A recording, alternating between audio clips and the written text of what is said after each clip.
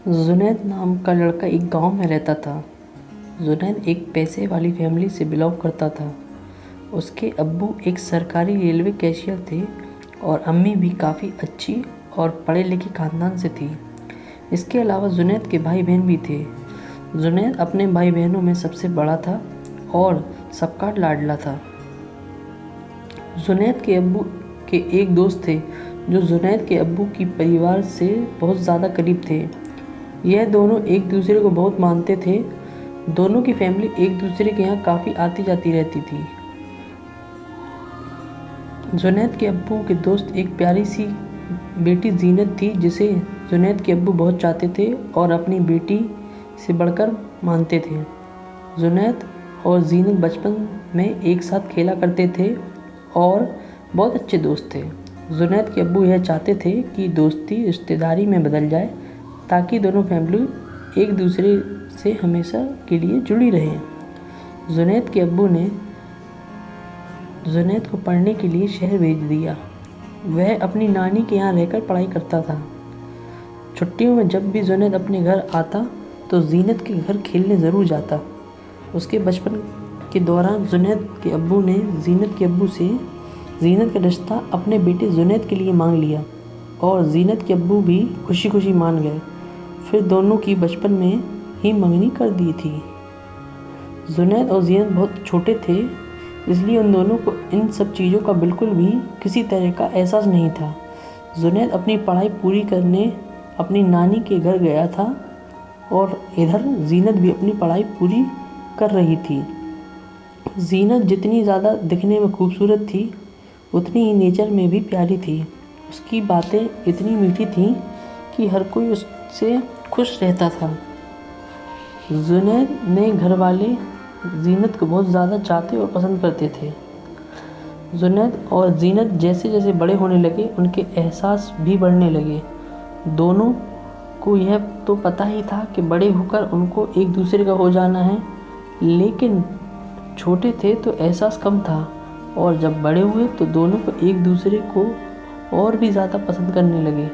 एक दूसरे से बातें करना, उन दोनों की कदर करना और एक दूसरे की पसंद का ख्याल रखना, दोनों दिल ही दिल बहुत खुश रहने लगे और उस वक्त बेताबी का इंतज़ार करने लगे जब इन दोनों की शादी होनी है। जुनैद अगर अपनी पढ़ाई की वजह से जीनत से ज़्यादा दिन नहीं मिल पाता तो उसे खत लिखता था और ख़त में जीनत के लिए प्यार भरी बातें लिखता, जिसे जीनत पढ़कर बहुत ज़्यादा खुश हो जाती। जीनत भी जुनैद को ख़त लिखा करती थी और कभी फ़ोन पर इनकी बातें भी हो जाया करती थी। जुनैद की पढ़ाई अब कंप्लीट होने वाली थी। इस साल उसके बीकॉम का फाइनल ईयर था, इसलिए जुनैद के घर में उसकी शादी की बातें होने लगीं। जुनैद के अब्बू ने जीनत के अब्बू से कहा, जैसे ही जुनैद का रिज़ल्ट आ जाए जुनैद और जीनत की शादी कर देते हैं। जीनत के अब्बू ने भी हाँ कर दी। इधर जीनत बहुत खुश थी और उधर जुनैद भी, और क्यों ना हो, आखिरकार दोनों की मोहब्बत उन्हें मिलने वाली थी। उधर जुनैद बहुत ही अच्छे नंबरों से पास हो गया।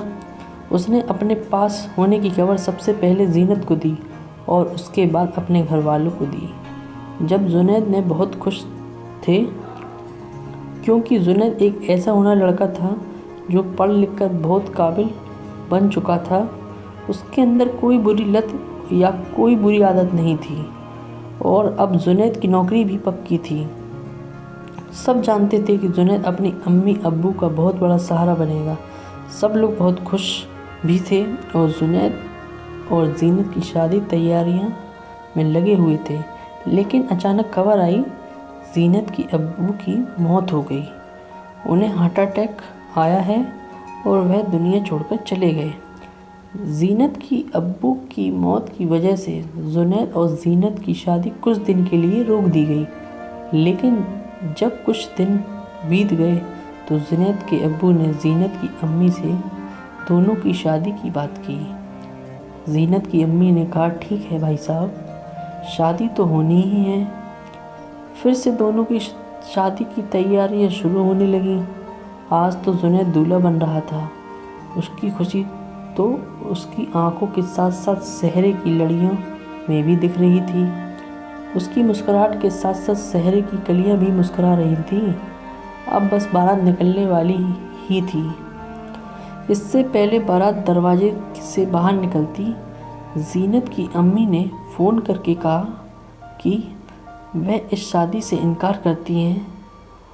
उनके जीते जी यह शादी हरगिज़ नहीं हो सकती। यह सुनकर सभी लोग हैरान हो गए और अपना अपना दिल थाम कर बैठ गए। जुनैद का तो जैसे दिमाग ही एकदम से ख़राब हो गया। वह सिर्फ एकटक देख रहा था और बिल्कुल पत्थर हो चुका था। किसी की बात नहीं सुन रहा था, जैसे उसकी दुनिया ही ख़त्म हो गई हो। लेकिन फिर जुनैद के अब्बू ने जुनैद को तसल्ली दी कि वह जीनत से और उसकी अम्मी से बात करेंगे, सब ठीक हो जाएगा। तब जुनैद को होश आया। उसे लगा जीनत भी उसके प्यार में तड़प रही होगी। उसकी अम्मी भी कुछ कहे, लेकिन जीनत इस शादी के लिए इनकार नहीं करेगी। उसे अपने प्यार पर पूरा भरोसा था, लेकिन यह यकीन गलत था। जुनैद के अब्बू ने जीनत की अम्मी को बहुत मनाने की कोशिश की, पर वह नहीं मानी। तब जुनैद के अब्बू ने कहा, ठीक है, अगर जीनत रिश्ते के लिए इनकार कर देगी तो वह चले जाएंगे। जुनैद ने अब्बू ने जीनत से पूछा कि क्या चाहती हैं, तो जीनत ने अपनी नज़रें झुकाकर कहा, जो उसकी अम्मी का फ़ैसला है वही उसका भी होगा। जीनत और जीनत की अम्मी ने बिना कोई वजह रिश्ते से इनकार कर दिया। वजह चाहे जो भी रही हो, लेकिन जीनत का इनकार जुनैद के दिल पर चोट कर गया और जुनैद बहुत ज़्यादा दुखी और सदमे में हो गया। जीनत के जाने से जैसे उसकी पूरी दुनिया ही ख़त्म कर ली हो। उसे अपनी फैमिली की भी परवाह न थी, यहाँ तक कि उसे अपनी अम्मी अब्बू का ख्याल ना रहा। और जुनैद एक बुरी लत में पड़ गया। उसने स्मैक पीना शुरू कर दिया और यह भी नहीं सोचा कि वह अपनी फैमिली और अब्बू अम्मी का सबसे बड़ा सहारा है। कई बार तो उसने अपनी जान देने की कोशिश की, लेकिन उसके घर वालों ने उसे बचा लिया। जुनैद के पास तो जीनत के भेजे हुए खत थे। वह उसे संभाल कर रखता और उन्हें देखकर दिन भर रोता। उसे जीनत के बिछड़ने के गम के आगे किसी की परवाह न थी। जितना ज़्यादा जुनैद अच्छा और होनहार था, उतना ही वह बुरा बन चुका था। उसकी स्मैक पीने की आदत पूरे गांव में फैलने लगी। उसके घर की बदनामी होने लगी थी, लेकिन उसे किसी भी चीज़ की परवाह न थी। उसकी सारी पढ़ाई धरी की धरी रह गई। उसके घर वाले काफ़ी परेशान रहने लगे और यह सोचकर जुनैद की शादी एक लड़की रूबी से कर दी। शादी के बाद शायद वह सुधर जाए, लेकिन ऐसा ना हुआ। शादी के बाद भी उसकी स्मैक की आदत ना गई, बल्कि और बढ़ती गई। जुनैद के साथ साथ उसकी बीवी रूबी की भी ज़िंदगी बर्बाद हो गई। जब तक जुनैद के अब्बू ज़िंदा थे, जुनैद और उसकी फैमिली के खर्च की जिम्मेदारी उठाते थे, लेकिन उनके चले जाने के बाद जुनैद ने चोरी भी करना शुरू कर दी। उसकी फैमिली पैसों के लिए परेशान रहने लगी, लेकिन जुनैद को सिर्फ अपने नशे की परवाह थी और किसी की भी नहीं। दोस्तों, प्यार करना अच्छी बात है, लेकिन ज़रूरी नहीं कि वह सिर्फ एक लड़का और लड़की के बीच हो। अगर आपका प्यार आपको ना मिले, तो क्या आप उसके लिए खुद के साथ साथ अपनी फैमिली को भी बर्बाद कर देंगे? सबसे पहला प्यार तो अपने अम्मी अब्बू और अपनी फैमिली से करना चाहिए, क्योंकि एक वही होते हैं जो बचपन में हमारी ज़रूरत का और हमारी खुशियों का ख्याल रखते हैं। इसलिए हमारा भी फ़र्ज़ है हम उनका ख्याल रखें और उनकी परवाह करें।